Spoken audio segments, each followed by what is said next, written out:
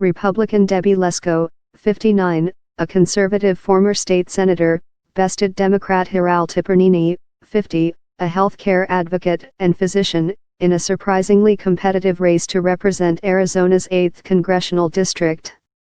Lesko received 52.6% of the vote, compared with 47.4% for Tipirneni. Although Donald Trump won the suburban Phoenix district by 21 percentage points in 2016, the party had to fight to hold onto it this time. Three national Republican organs, the National Republican Congressional Committee, the Republican National Committee, and the Congressional Leadership Fund, a super PAC aligned with House Speaker Paul Ryan, R. Wisconsin, together spent more than $1.2 million on Lesko's behalf.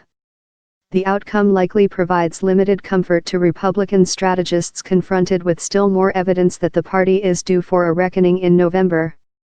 This district is no longer an extremely safe Republican district, said Gina Woodall, a politics expert at Arizona State University.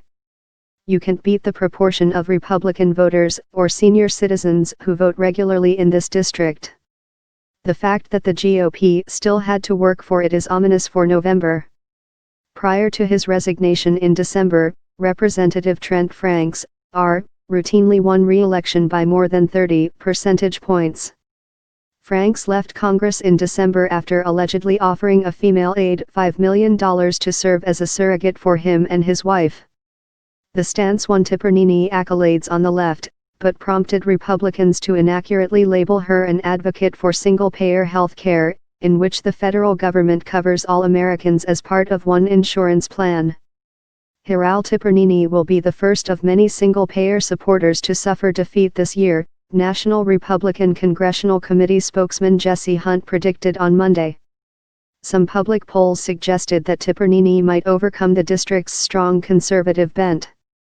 The Ryan-aligned super PAC, the Congressional Leadership Fund, contracted with local GOP consulting firm Calvary LLC, which bombarded a group of 70,000 to 100,000 voters on Arizona's permanent absentee voter list with digital advertisements encouraging them to vote for Lesko. The ads also reminded voters to submit their mail-in ballots.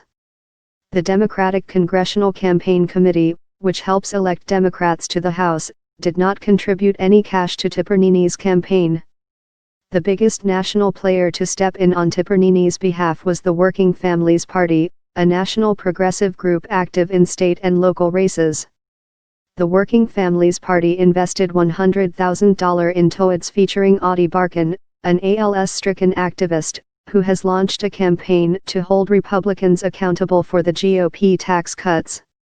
Barkan and the Working Families Party maintain that the cuts, which added $1.5 trillion to the national debt, have created the political impetus for Republicans to cut Social Security, Medicare, and Medicaid. There is no such a thing as a safe Republican seat this year, Barkan said in a statement late Tuesday night. Dr. Hiral Tipirneni overcame the odds to come within striking distance of victory in a deep red district, because the Republicans put their donors' greed ahead of the health of families like mine. For Arizona Democrats, Tipirneni's bid was a useful vehicle to lay the groundwork for long-term gains in the state. The state party erected a field office and dedicated staffers to assisting Tipirneni, enabling it to identify and engage voters as it looks to races where Democrats enjoy more favorable odds. Democrats have a serious shot in November of flipping the Arizona State Senate, where the GOP has a 4-seat edge. The party plans to target at least 6 GOP-held state Senate seats, and has fielded promising candidates for an open U.S. Senate seat as well, including Representative Kirsten Sinema and Deidre Aboud, an attorney and Muslim civil rights advocate. The same factors that propelled Tipirneni's bid are likely to remain in play in November. Tipirneni benefited from a highly energized Democratic electorate, led by suburban women, many of whom are active in the countless resistance groups that have popped up in the wake of Trump's election. Many of the Democratic activists had already mobilized against a private school voucher bill that Lesko helped shepherd into law. Grassroots resistance to the measure has won voters the opportunity to decide its fate on the November ballot, suggesting it could help Democrats running then as well. A closely related fight over teacher pay and public school funding has also generated activism that redounded to Tipirneni's benefit and could well continue through the fall. Arizona teachers are due to hold a statewide walkout on Thursday as part of an ongoing movement to protest what they contend is low pay and inadequate school funding.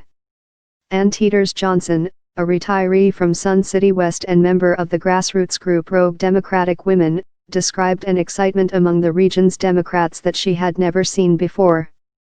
"The race has already done some magic for local Democrats," she said. "Because there is a primary and an election again so soon, I think it would carry over." Kevin Robillard contributed reporting.